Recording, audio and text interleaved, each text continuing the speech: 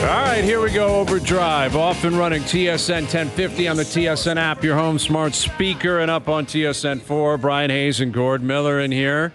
Yes. How you doing, Gord? I'm great, thank you. I had a really good day. Yeah? Yeah, real nice, beautiful day out there. Beautiful day. Not too hot today, actually. Went biking this morning. Yeah. There you go, bike guy. You went golfing. I did. I got out early this morning. Played pretty well. Had the quarter zip on in July. With the short sleeves, the quarter zip? No, I went the full sleeve quarter zip. That's a strange look, that one, I think. I do have a short sleeve quarter zip, and you're right. It doesn't really feel right. There's something about it that just seems a little bit So you played well. abnormal. Yeah, I had a good time. You had a good little bike ride? A little close. You have fun riding your bike around town? A little close call. A lady with an unleashed dog, and the dog jumped in front of me. Yeah. So I almost killed her dog. So you avoided that, though. Well, I jammed on the brakes and almost went over the handlebars. I said, hey, lady, ma'am, can you please put your dog on a leash? Like, I don't have to. Like, well, actually, it's the law, but okay. Is it the law? Yeah, I would think so. If you're in a public park. No, I said, well, next time I'll just kill your dog. She's like, you threatened my dog? I said, no. I said, I won't stop. Right. It's not exactly. You're taking care of your own business. If it's me or the dog, you're going to worry about yourself. Yeah. Yeah. But I don't know. Biking in the city right now. Now you're on a trail. I was on the Dawn Trail North. So, okay, so that's a little bit easier. But I've never, like, I grew up in the city my whole life, never biking, never, unless it's like late at night. You know, as a teenager, you maybe bike down Young Street when you're like 16, 17. That's kind of cool. With bike lanes, it's better, but they do give you a false sense of security. I'm not doing that as an adult. No way.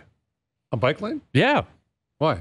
Because I don't trust people. I don't trust the city. There's too much construction. It is because, you're going on a bike lane and somebody turns right. Yeah, exactly. Right into your path. Well, that's what is kind of scary. And that also is a little bit scary if you're the driver, where sometimes you just didn't, if you're not used to it, which I don't think any of us are. Like, unless you grew up in Amsterdam, you're not used to seeing bikers all the time. And we didn't learn thinking, watch out, there could be someone flying here. And I think we've all had that experience before where you're trying to turn right and all of a sudden a biker comes out of nowhere. And cyclists have to be, you would think that they would be aware that they're going to lose that fight, but that generally doesn't happen. Yeah. So anyway, it was a good, close call. Outside of that, it was outside of you almost running over a dog, you had a great time. Yeah, the dog didn't have such a good time. I think the dog was panicking. But I don't think the dog. Do you think the dog really knew? My guess would be the dog didn't care much. I don't think the dog's losing too much sleep over that. The dog saw a squirrel and didn't realize it had a near-death experience. And I love dogs. So I'm a dog. You got to qualify that. Dog owner. Make sure everyone knows. Long-time dog owner, love dogs. But and I didn't threaten her dog. I just think, next time I won't stop. Well, you need to let everyone know. Watch your P's and Q's here. Dogs should be on a leash if you're out in a public park. I think that's reasonable. The thing with dogs too is that. A lot of people, for various reasons, are really scared of dogs. Some people, children especially, are very afraid of dogs. And it's okay if you think my dog's friendly and, you think my dog's, which is great, but not everyone loves your dog like you do. Right? No, correction. Nobody loves your dog like you do. Right. Not one person on earth. Yeah. Other people may be enamored by your dog, really like your dog. No one loves your dog the way you, the owner of that dog, and no one else loves that dog. And no one else knows that your German Shepherd is friendly. He's a very nice dog. Loves kids. Just a good boy. They don't know that. Right. That pit bull without a muzzle. Yeah. So when it's soft as butter. When you leave it chained up outside the deli, your favorite deli in Toronto. Yes, my favorite. What is that? Young in Eglinton, Young in Davisville area. La Salle Marie, you lived above it. I did. There was a time when I did. Carlo, the owner. Yes. Yeah. You had a beef with him, right? No, I didn't have a beef with him. We were good. We paid on time. Yeah. We were relatively quiet. He was in there all the time. Yeah. It was annoying.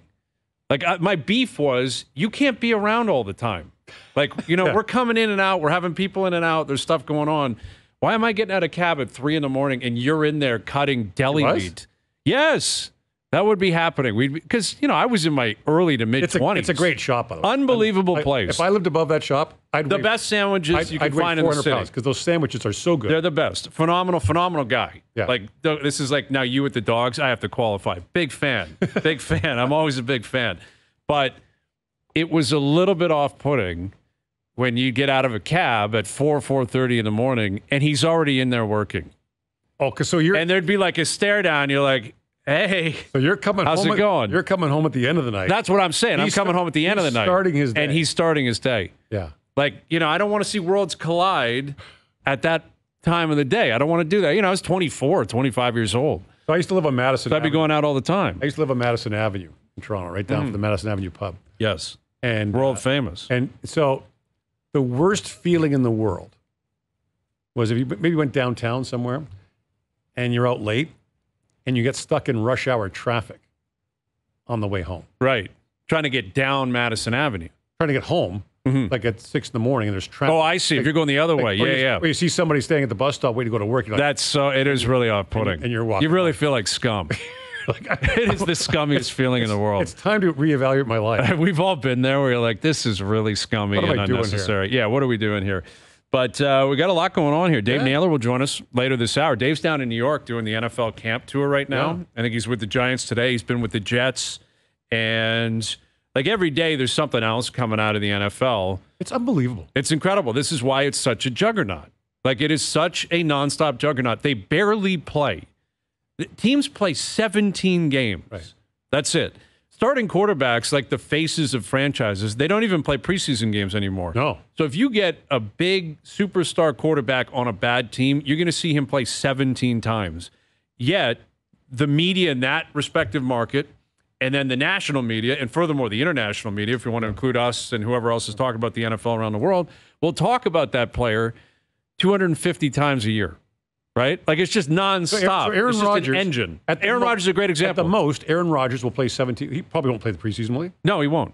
No, I don't think he'll even take a snap. He might because maybe he missed last year. Maybe a series or maybe he runs a series, probably a couple of handoffs, and then maybe a play action. He throws it deep and goes, thank you, I'll see you week 1. And he played 4 snaps last year. The Jets, they could be a playoff team. I think it's possible, but I wouldn't be surprised if they missed. And that means we will see him play 17 times. Like, you could basically count the amount of snaps. You could pretty much do the math. Like, on average, how many snaps per game, how many times he will touch a football this year. And yet, it's nonstop content creation, content machine. It's amazing even when you go to a game. So, like, you go to an NFL game, and a team runs, I think, 60 offensive plays on average, something like that. So, say they run the ball a third of the time? 20 times. So you're going to see the ball, you're going to see him throw the ball 40 times. Well, and some of those plays could be including like punts, you fumble, you throw an interception. Offensive plays, Sure, 3 a series, most of the time. Yeah, but it's just interesting. The same thing, like I remember when the home run chase was going on with McGuire and Sosa, and I actually went to a Cubs game, and then you realize like he's only going to come to the plate 4 times. Mm-hmm. Like once every 45 minutes. Right. Now you got to watch everyone else. And he probably won't homer. Like, although they hit a lot of homers, they don't. Still, when you look at it, like statistically, they still missed a lot, and there were basically 100 games where they didn't hit a home run. At least. I mean, if they had 2 in a game. Yeah, exactly. It's like, like if you go to see the Golden State Warriors play, like if Steph Curry comes to town, he's going to do his thing, right? He's not going to go over. Mm-hmm. He's going to hit a 3 or 2 or 8. Yeah. He's going to get 25 points because he does. But if you go to see Connor McDavid, who's the best player in the NHL by a mile, he doesn't score in as many games as he scores. You're going to see him do it, like you're going to see him skate fast and do that, but you're not necessarily going to see what you hope to see. Yeah, you never know what you're going to get. That was a good example this year with the Leafs. The one time Edmonton was in town, they just smoked them. They were up 5-0 or something halfway through the game. They ended up winning 6-2 or 6-3. I think McDavid did something late. A couple of late cookies just to get on the game sheet, but there really wasn't much to it. And when you don't go to a lot of games, I remember years ago, a buddy of mine's friend was coming to Toronto from Prince Edward Island and bringing his son to the game. And the kid loved Ed Belfour. Mm-hmm. So this guy really wanted to take his kid to a Leaf game and see Ed Belfour play. So I got them rails. In this section, the Leafs defend twice. So perfect, right? Eddie gives up like 4 goals on 13 shots and is gone 15 minutes into the game. And the kid spends the next 2 hours crying. Like, he came, Well, at least you got to see him play. He made 9 saves. You got to see 9 stops. The voice of optimism. Glass half full. That's what we established, Frankie and I, yesterday. We're very optimistic on this show. You were not optimistic about the Blue Jays the other day. You were. No, I'm not. You were dark. And guess what? What? It hasn't changed. In the last 48 hours, nothing has changed. I still am not overly optimistic. They came back to win last night. They did win last night. They're playing this afternoon. You see Brandon Lau hit one into the upper deck, which that I think still holds value in the city. Like, remember, was it Canseco that hit the first one? I believe, and I think that was in '89. I don't think the doors have been open long. The dome had just opened. It had just opened, and I don't think there's more than 6 or 7. Maybe it's double digits now. It might be up to 10. Did George Bell hit one up there? I don't know if he did. I think Manny, I want to say Ramirez hit one up there. Canseco hit one up there. Seat painted? They painted the seat that it hit, a Blue Jay. Was it Delgado that hit one up there? I don't remember. Maybe it was Delgado. I don't remember. I know there's the famous Ted Williams seat at Fenway. Yeah. Which I think over time people realize there's no chance. Like, there's no way Ted hit that ball that far. Like, I don't know if you're familiar with this. In right field, there's a seat that is discolored. I don't know what it is. Like, all the seats are red and this one's blue, or vice versa. Yeah, I can't remember. And the claim is this is the longest ball ever hit at Fenway, and it was Ted Williams that hit it there. And no one has ever hit one that far or past it. But I have sat right directly behind it. Okay. And there's no way he hit a ball that far. Joe Carter, maybe. I'm looking at those. Carter hit one up there? Canseco 3 times. Wow. Carter. Does it say how many times ever, like all time, someone's hit one up into the upper deck? There's got to be 10 now. It says like 22 here. Oh, really? That many? Yeah. Okay. But I still think that is... Yeah. That's an accomplishment. Like, that's something that rings out. Wow, you see someone hit up to the upper deck. Like, if you ask a Toronto sports fan, if you just say, someone hit one upper deck, you know what that means. Yeah. Like, it rings out. And the dimensions, baseball fans. And the distance from home plate up there hasn't changed. Right. Like it's not like it's different. Exactly. From Canseco until this afternoon. You know, it's quite the accomplishment, and it's a shock to the system to see it happen. I saw Mo Vaughn hit one at Yankee Stadium once. That was just a rope to the upper deck at Yankee Stadium. Like, I swear, if the stands weren't there, well, that was the cool thing about old stadiums. Like, remember Tiger Stadium? You could hit one onto the roof. Yeah, guys would hit one on the roof all the time. Reggie Jackson hit the light standard in the All-Star game at times. Yeah, right. Cecil Fielder used to hit one. It seemed like every other day he'd hit one up there. I called a Blue Jays game in Baltimore near the end of the year. It was hilarious. It was like the last series of the year, which is why I was doing it. Mm-hmm. The Jays were like 25 out. The Orioles were like 35 out. So what do you mean? Why would you got called in? Because the usual broadcasters were like, this is beneath us. We're not doing this anymore. I'd like 20 Jays games a year, but like if it had mattered, whoever, Rod Black wasn't available. Right. If it had mattered, Rod would have been available. Someone else would have been available. Rod would have been available. So okay. But so I'm doing it, and there's a young Blue Jay pitcher like making his like major league debut, and the Jays were kind of jerks about it. They wouldn't let us talk to him, and it was kind of weird. Like, he was making his debut. He was from Maryland. It was kind of an odd thing. So Frank Thomas, in the bottom of the second, hit a home run that might still be rolling down the streets of Baltimore. Yeah. Like, he cranked it over the bullpens, onto the walkway, like it bounced over a fence. Like, the kid lasted like 2 1/3. That's why you didn't get to interview him. They probably knew it was coming. They're like, this guy is literally here to fill some innings out. Yeah. So I think, I can't remember if Gary Thorne was doing the... Gary's the best, man, because remember Gary at the end of the road calling Orioles games? That's a few years ago when they were awful. Like, they were historically bad for a couple of years. And he had a famous quote at the end of the season where he's like, I've had enough. Like, it was like a pop fly routine, and it turned into Bad News Bears, where a guy ran into another guy and it dropped, and he went completely off the handle. He's like, I've had enough. I can't do this anymore. It's so bad. Well, and to his credit, we interviewed him like a month after that. We played the clip for him. And we said, Gary, we love this clip. We play it all the time. And he was laughing about it. He's like, yeah. I mean, I got to be honest. I'm calling these games. I got to watch this team every single day. I can't take it anymore. And I feel like the Orioles ownership didn't love that. And it may have been an issue for Gary and you. Well, the funny thing is we had him on. Remember the Yankee that hit like a dozen home runs off the Orioles the one year? There was a Yankee that just clobbered the Orioles. And Gary was like literally saying, why are they pitching to him? Right. Don't pitch him. Boom. Out he goes. Told you. Yeah. But the funny thing is, remember the guy, was it last year or the year before, got pulled off the air briefly, their new broadcaster, All he said was they had a lousy record in Tampa. Yes, that's right. It was just a graphic where he said they had a lousy record in Tampa. He didn't say that the Orioles were bums or stiffs, or he just said they don't win in Tampa very much. It was speaking to facts. And he got pulled off the air.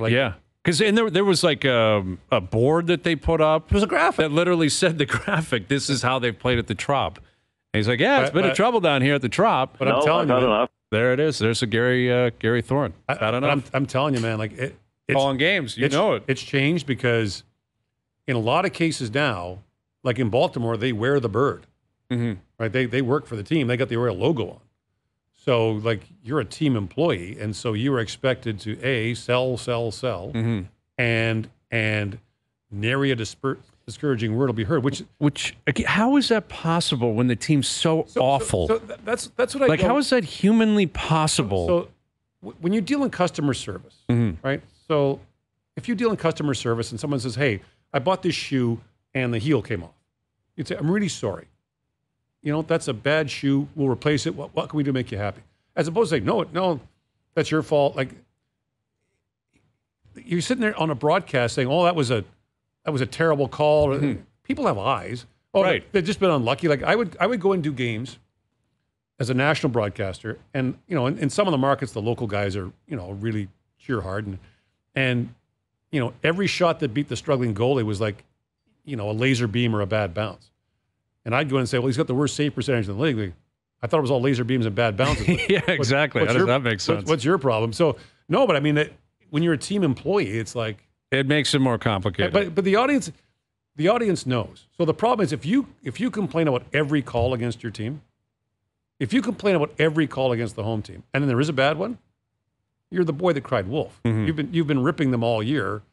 You think the referees have been screwing your team all year. I'm always curious about like what local fans really want, because I think there's a variety of fan bases and also a variety 100%. of like there are a lot of very jaded fans that hate the team they love and don't really want to hear anybody cheer for them when they're that bad. Like if it's going well and they're a really good team, really likable team, then I think you have to take on that complexion or at least understand, okay, this is the mood around the team. But if you have a team that's lost 10 in a row, haven't been to the playoffs for years, there's a lot of fans. They don't want the play-by-play guy to be like, "Oh, that was just a tough one." No, it wasn't. And they're not. They were awful tonight. And fans aren't stupid. They're not stupid. They know what's going on with their team in particular. I would say, and I said this the other day, you have a good handle on what Toronto sports fans think. To think that Leaf fans or Jays fans or Raptors have one voice, I can tell you based on my own experience. The two most common things I get from Leaf fans are A, why aren't you harder on them?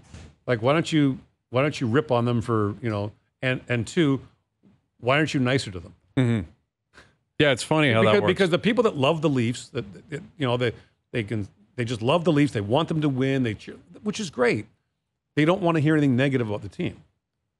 But then there's other fans that just are frustrated, angry. They want you to say, and you're kind of like, well, that's not really my job either way. Like, right, exactly. I'm not there to, They play the games.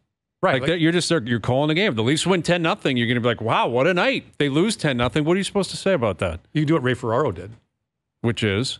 They were playing Nashville at home one night in the rebuild. Oh, I remember this game. 9-2. 9-2. That was after the Buffalo or Detroit bad loss the game before. That was Salute-gate that was coming. Yeah, so it's 9-2 late in the third. And we're out of stuff, right? Yeah. And I said to Ray, I asked him a question and there was no response. Now, sometimes that happens because the producer's talking to him or he's talking to the producer, but there was no response. And I looked down and he's leaning he's between the benches. He's leaning against the back wall on his phone. Like he's literally scrolling through Twitter. And the game's going on, like the players are going in front of him and the whole bit. Yeah. He's just like, yeah. There's a chance he was responding to a text I sent him because I think I was in the building that night and I will text him when he's in the building. Like I sent him a text during the first round. It must have been the first round. The Leafs only played one round, the Boston game. I don't remember which game it was at home, maybe game 5. There was an ESPN cameraman who was kind of getting in the way a little bit. Yeah. And I just sent him jokingly. I'm like, can you tell that guy to get out of your way? And like he responded. Yeah. And he said, he's a great guy. He was a part of the crew. I was goofing around. He was goofing around. But you never know when you're going to get the response. Like, when are you going to hit it immediately when the whistle goes? Is there a chance that there's a long play-by-play call? The biggest problem I had What's going to happen here? The biggest problem I had with him and then with Mike Johnson was that Ray and Phil Kessel talked the whole game.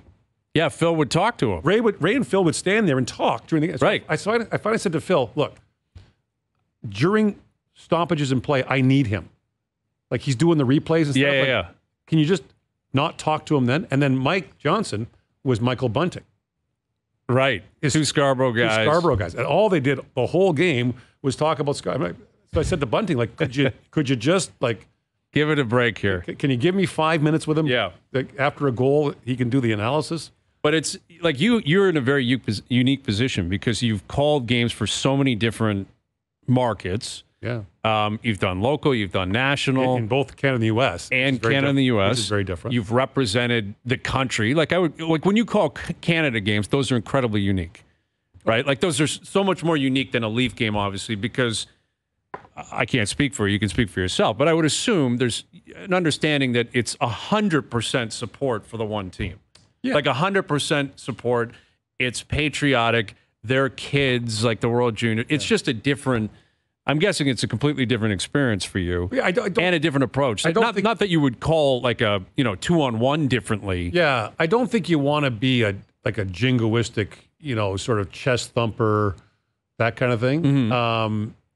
But that would probably play pretty well. It might with some of the audience. I don't think you have to be over the top. Sure. I think one of the things you have to balance is so Canada's pumping Denmark 10-0. Right. When you start being sympathetic for them. Well, how do you call that 10th goal? Mm-hmm. Now, at the World Junior. That might be that player's biggest moment, right? Like 13th forward scored the goal. Well, and he might never play in the NHL. Mm-hmm. Right? A lot of them don't, and so that player's entitled to his moment in the sun. Right? He scores. The one that cracks me up is, and it happens a lot with team broadcasts, and I understand the pressure they're under. I get it, but like when the opposition scores, it sounds like their dog died. Mm-hmm. And he scores. Oh, too bad. Anyway, so let's get one back here, boys. Remember Mark Grace? Yes. So Mark Grace was doing Arizona Diamondbacks game. Mm-hmm. I think he was former Cub, famously a Cub. Yeah, he was the analyst on Arizona games. Yep. And they put up a graphic. So like the Diamondbacks are losing bad in the 8th inning or 7th inning or something, and they put up a graphic saying that the Diamondbacks have won 15 times when they're trailing by 4 runs after the 7th. And he went to call down to the producer and said, this sorry-ass bunch isn't come back to win this one, and pressed the wrong button. No. And it went out over the air. Oh, I don't remember that. It went out, yeah. That's like you get a button malfunction. That's like a mute malfunction. That's what it is, literally. You're supposed to be muting yourself and talking to someone privately. Yeah. You're on the phone and you don't hit mute. If you don't press the button down hard enough, or maybe the button doesn't work right. That's a COVID Zoom issue, man. Like a lot of people ran into those. Oh, right. So I thought it was on mute or I thought the camera was off. It's like, watch yourself. Yeah. Ray's had that happen a couple of times with national anthem singers. Right. Talking about whether it was a good anthem, bad anthem. Get off the ice, you bum. Yes, I think I have heard that. And someone watching it on streaming picked up on it. Well, that's another thing. On like NHL network packages or whatever, they don't play commercials. They just keep everything. On the streaming service. On the streaming service, it just stays like a dead air kind of. Our audio guys we can talk to each other, but it doesn't go out. Now, sometimes they forget or whatever. Yeah, it's going to happen. You got to be careful with a live mic. But like on here. Absolutely. Believe me, we know. We're well aware. It's a loaded gun, man. You never know when it's going to go off. We should talk about this more because there's. We'll get into it more at like 5:30. I want to play like Jim Houston was on with Sakaris and Price, and Houston was talking about it, like him being the play-by-play guy for Hockey Night, which is Hockey Night in Canada. It's not specifically a Leaf broadcast, but it is the Leafs every single Saturday.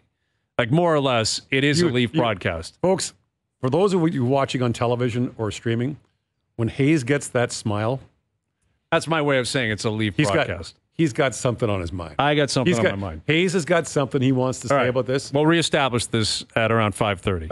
Okay. Tim Kirkjian coming up. MLB draft or a trade deadline less than a week away. And I guess ESPN had a number of MLB executives anonymously answer questions. Yeah, I saw that. And a number of them said Jay should trade Vladdy. Now, we'll get into this more extensively at 5. But, of course, rivals are saying trade Vladdy. Would you? Right, exactly. Hey, Brian Cashman, don't use my name, but I think they should trade Vladdy. No, but would you say about your own player? Well, exactly. Never. And furthermore, it's probably guys that want to trade for Vladdy because he's red hot right now. He's on fire. He's still young.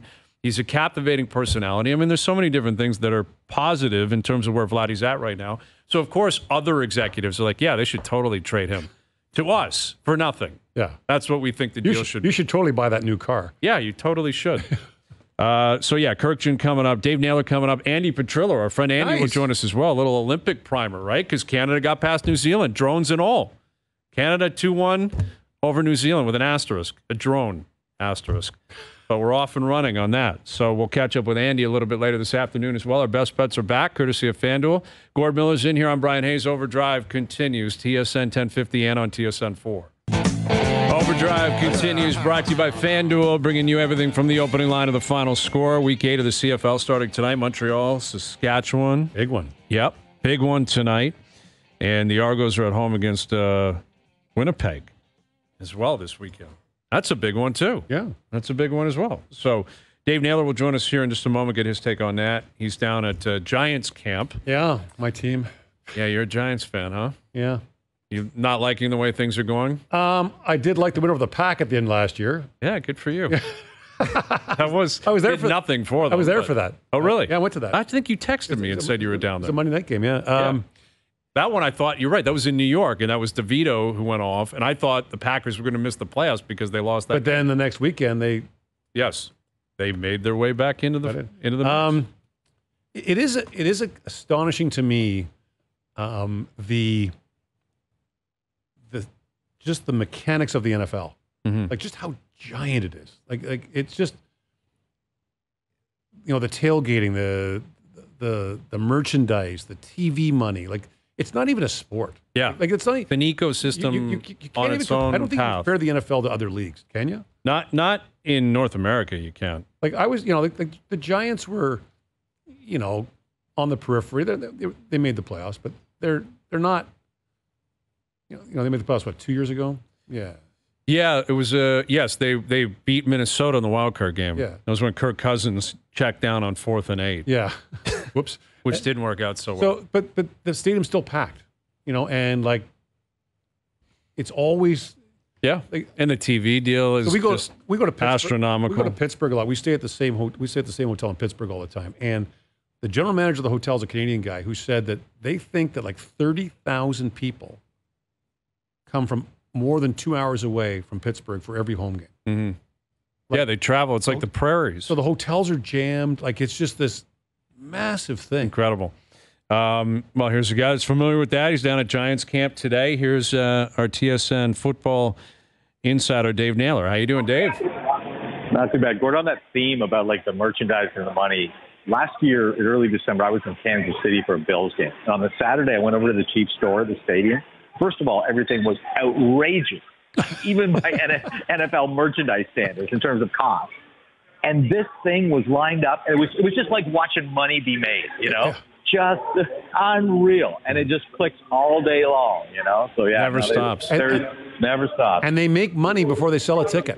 The TV money covers what's the NFL salary cap now? Is it Oh God, it jumped $23 million this year, so it's up around I believe it's around the 180 range now. Okay, but every team gets $230 in TV money every year. They pay for everything. I think it is a wash at TV, and of course, they're playing on Christmas now, and what are those ads going for? It's just it is amazing. And actually, I was sitting with an executive in the Giants this afternoon talking about a book I had read this past offseason called The League, and it was about the 5 families that founded the NFL, one of them being the Mara family that still owns the Giants to this day. Yeah. And when you read about what the NFL was, in the 30s and the 40s and the 50s and even to the 60s, it was basically a money-losing operation, and the people who launched it weren't rich.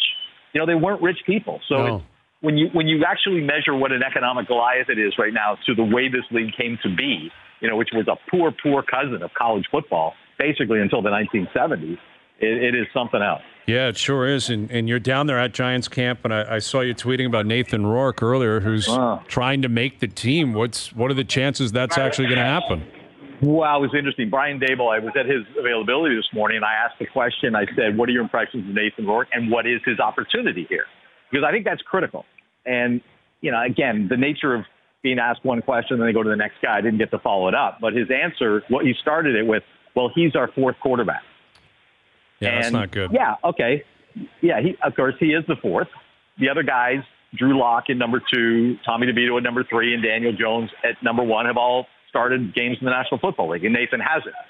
But then I went to practice, and Nathan didn't get a rep in team drills, not one. Wow. I mean, they were working from Daniel Jones to Drew Lock to Tommy DeVito, back to Daniel Jones, to Drew Lock to Tommy DeVito. That's the way the whole practice went. And I talked to a reporter who was there yesterday, and it was the same thing. So the question in my mind right now is Nathan Rourke here with an opportunity to compete with Tommy DeVito for the number 3 job? Because if he can do it and win it, it's going to be a better situation than he was in Jacksonville, because none of the quarterbacks on the Giants roster are guaranteed to be in there next year, unlike, where Trevor Lawrence was in Jacksonville. Right. But he's got to make the team in order to, have that benefit. And, I'll be interested to see how practice goes, what happens in the preseason, and is Nathan Rourke just the guy who's here in case someone gets hurt and they got to carry 3 quarterbacks. I mean, that's kind of the question in my mind right now after what I saw today. And he was in Jacksonville last year where there were only 3 quarterbacks, so he got a fair number of reps in practice. He played a ton in the preseason. He basically played 4 full quarters of preseason football. And remember, there's only 3 preseason games now. But I'm very curious to see what the true nature of the opportunity he has with the New York Giants. I think it's worth remembering that he didn't pick the Giants. They claimed him off waivers from New England in the offseason when the Patriots let him go. So, I mean, NFL teams can keep 4 quarterbacks. You can put one on the practice roster, right? Yeah. What's best for him? What's best for Rourke? Is it to come up here and play for a bit? I mean, he needs to play football. I think that is a reality. He needs to play football. He hasn't, he's played basically those 4 quarters of preseason football in the last, 19 to 20 months, which, for a guy who's played a lot of football since he was a very young child is very, is not what he's used to. And, there was, even when Nathan Rourke left, I think there was an argument to be made to say, hey, stay here and dominate, do this for 3 straight seasons. And maybe you can pick your shot, right? When you think of, I know it's a long time ago and is a Hall of Fame player, but, when Warren Moon went to the NFL, he didn't go trying to make the number 3 role or the number 2 role. He went in as the number 1, right. and was paid a whole bunch of money. So, should Nathan Rourke have played? He's 26 now. So should he have played? So he played his age 24 season in Canada, lit it up. And there was an argument to say, okay, stay up here, make $600,000 a year for 2 more years, and make it impossible for the NFL to ignore you.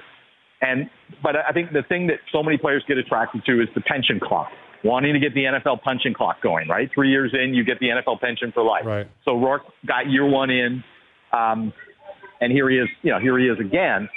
To answer your Gord's question, the best case for him, and look, most teams are carrying 3 quarterbacks right now. Not many are carrying 4. So he's got to try to be, with the Giants, either be an opportunity to be a number 2 or to be a number 3. And when you're an undrafted guy and you have no play time on your resume, like Rourke, basically, it sounds kind of weird, but you have to just hope the guys in front of you get hurt. I mean, if you look at the guys who've ascended from the bottom of the draft or through undrafted free agency, it took an injury to get them on the field. That's what happened with Brock Purdy. That's what happened with Tom Brady, for God's sake, right? Mm-hmm. These guys will not get opportunities given to them without circumstances breaking their way. And you never want to cheer for injuries to other players, but it was funny last year watching AFC quarterbacks go down in every direction except Jacksonville last year. Right. and thinking what Nathan Rourke must be thinking. No kidding. With Dave Naylor, you mentioned Purdy and the Niners. There was a report that came out that Kyle Shanahan had maybe offered Bill Belichick a job on his staff. Well, it's no longer a report because Shanahan was doing an interview with a podcast, the Athletic podcast out in the Bay Area. Here's what he had to say about Bill Belichick possibly joining his staff. I'd do it out to him. I mean, he loves football so much that you never know what he would. I mean, I can't believe that he's not a head coach of a team right now. I know what I would do if I was an owner, so that shocks me. And the last thing you want to do is insult someone like Bill Belichick. But I know he just loves ball in the simplest form. So I threw it all out to him, like whatever he'd want to do. DC? Yeah. I was like, would you be interested? And he was very nice and appreciative, but he politely turned me down. What do you make of that? Well, I mean, he's not wrong with what he said. And I mean, I was even thinking when Belichick was, making his application for the head coaching job in Atlanta last season, like, how do you make your football resume up? When you go to your printer and it prints and your resume says you've won 7 Super Bowls or 6 Super Bowls, you know what I mean? It's like, and been masterful at this game. I think the question would be in my head, and this would probably be in a lot of people's heads, is, can Bill Belichick at this stage of his life take direction from somebody else?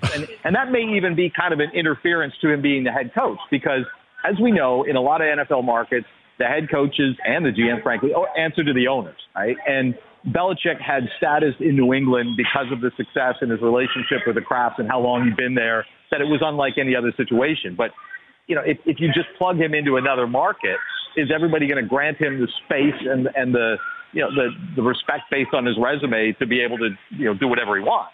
And if he can't, is he going to be comfortable? Is he going to be happy? Is he going to be the guy you want him to be?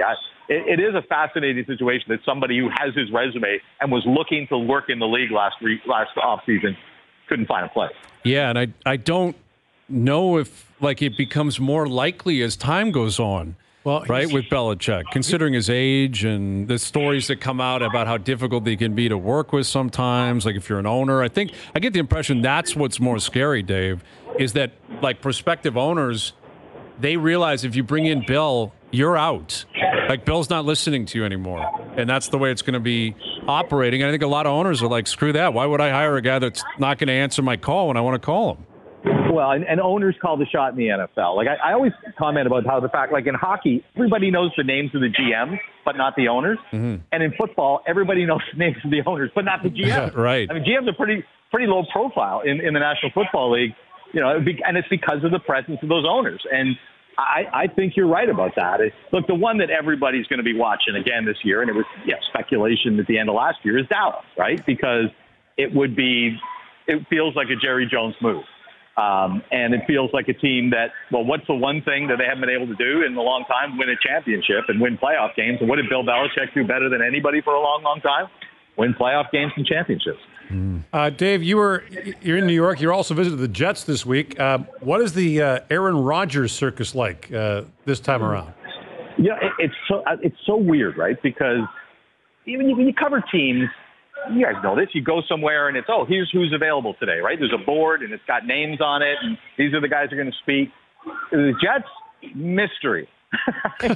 we were there on day number 1. When they all reported in case Aaron Rodgers talked. He wasn't talking that day. Okay, so you asked him, is he talking tomorrow? We don't know. Could you give us your best guess? Nope. Okay, so on Wednesday we're there. We walk in. There's 2 names on the board, C.J. Mosley and Quincy Williams. Those are the guys who are going to the podium. Nothing about Aaron Rodgers. So those guys go to the podium. Robert Saleh goes to the podium, and all of a sudden everybody just sits there and sits there and sits there. And there's been no announcement about anything. And I think it's just because it's up to Aaron Rodgers. If he decided, I'm doing it, and they're not going to ask him until the last minute, and all of a sudden the Jets official comes up and says, Aaron will be here in a few minutes. And he walked up and pretty much ended the controversy that he started with his trip to Egypt and his no-show at the minicamp, which, him no-showing in a practical sense is insignificant. What is, I think, significant to people is that this is a guy who's had a million things going on in his life outside of football, throughout his career, and always kind of separated them, right? There's never been a sense that all his other interests have interfered with his ability to be great at football. But when he missed that minicamp, and he's 40 now, I think there was this kind of sense of is he all in on this still? Is this the most important thing to Aaron Rodgers still? And look, it's a performance at a podium, so I couldn't tell you, for sure. But certainly the impression I got yesterday was that Aaron Rodgers is as dialed in and locked in on playing in the National Football League and trying to win a Super Bowl as possible. And he's such an individual among a group. Robert Saleh goes up and says, won't touch a question about expectations for this team.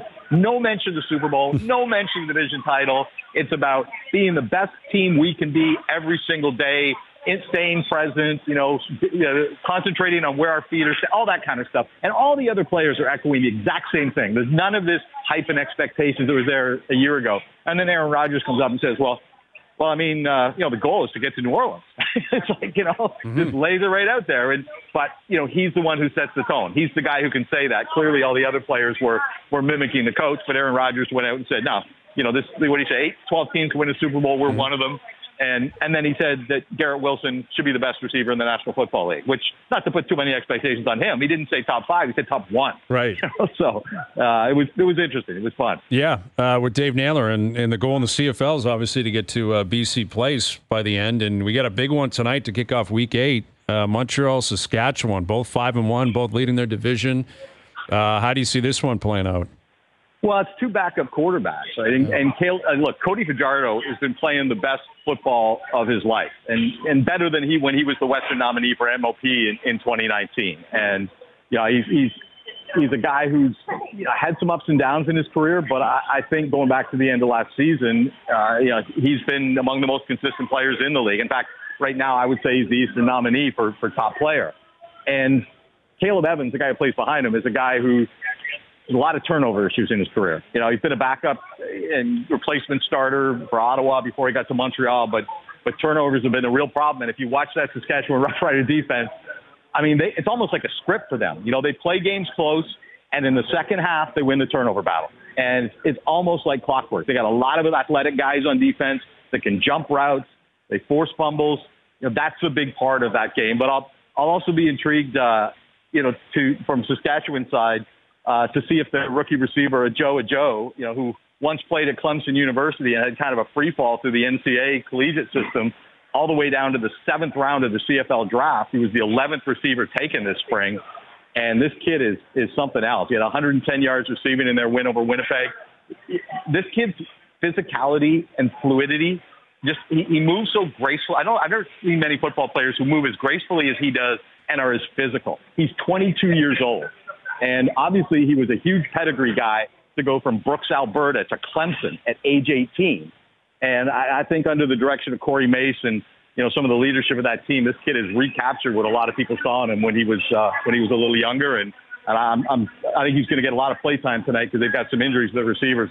I'll be curious to watch that as well. Absolutely. Safe travels back home, Dave. Enjoy it down there. We'll do it again soon. Thank you for this. Hey, thanks, guys. Thanks for having me. You got it. Dave Naylor, a TSN football insider from New York. Loud in New York. Always. Love New York. New York's the best. It's just never – it's like, the phone-in shows. There's like 13 million stand-up comedians in New York. Well, the Yankees, they just got swept 2-game series against the Mets. The Mets are back in a wild card spot. Yeah. The Mets were the biggest joke in sports. They wanted to fire everybody. Everybody. And trade everybody. And the owner's a moron. Absolutely. And now they're red hot and they're cooking, and the Yankees are going the other way. Yeah. And you look at their roster, it's Judge, it's Soto, and the rest of it is a mess right now. And their GM Cashman, he's had a job basically for life down there. He's been there for 30 years, and they're just not that good. Aaron Boone was going off last night, losing it. He went hard, yeah. He went hard at the pressure, guy. right? They're trying to figure this out. They're trying to get it going because they had such a hot start. Tim Kirkjian on that and more in about 15 minutes, including what he makes of the Vladdy Guerrero. Yeah. I wouldn't say it's rumors, but rival executives throughout the league believe the Blue Jays should rip the Band-Aid off and just move off Vladdy. We'll see what Tim has to say about that. More still to come. Overdrive continues, TSN 1050 and on the TSN app. All right, Tim Kirkjian will join us here in about 15 minutes. The LPGA out in beautiful Alberta. Yeah. Did you see what happened at the Olympics today? One of the buses transporting athletes broke down. Guess who was on it? Canadian skateboarders. Really? Guess how they got to the village? Skateboarding? Skateboarding. That's very convenient. They had their boards with them, and away they went. If it's going to be anyone, it might as well be them. Yeah. Right? They'll take care of that. Race walkers. See, pole vaulters would be a problem because you don't travel that far each. Yeah, and concrete and everything. It'd be a little bit complicated. But, I think I saw Brooke Henderson. I think she shot even par today. Yeah. Course is playing tough. That's in Calgary, right? Out in Calgary. Yeah. Yep. Beautiful course out there. Which course is it? I remember. It's Earl Grey, I believe is what it's called. Okay, I've not played. Very nice course. They got a course called Glencoe there that is a bear. Mm-hmm. Like it's all day. Yeah, there's some beautiful courses out there. By the way, while we're on that, I just want to send a shout out to people in Alberta in Jasper. Mm-hmm. So I'm from there. I'm from Alberta. Spent a lot of time in Edmonton. We used to ski in Jasper, go hiking there, and the wildfires, the visuals from there today are heartbreaking. And we're thinking about everybody there, hoping you're okay, you're safe, and but there's a lot of property damage and a beautiful part of the world, like a really unspoiled, beautiful part of the world has really been damaged. So it's really sorry to hear that. Yeah, it's scary. It's an annual event. There's wildfires all over the country every single year. You know, every single summer, you like brace for it, and it's like you can just sense that it's coming. And Jasper, it's really tough to see a lot of the historical buildings. I think the Jasper Park Lodge is in trouble, which is an old, like really historical, great place. And well put. Yeah, no, exactly. We're thinking about them, but the LPGA Tour again out there in Calgary. So we'll track that today and into tomorrow. And the Jays are in action, so we'll continue to track that as well. Tim Kirkchin of ESPN. Coming up, Andy Petrillo, a little Olympic primer with our friend Andy coming up just after 6 o'clock. OverDrive continues, TSN 1050 and on TSN 4.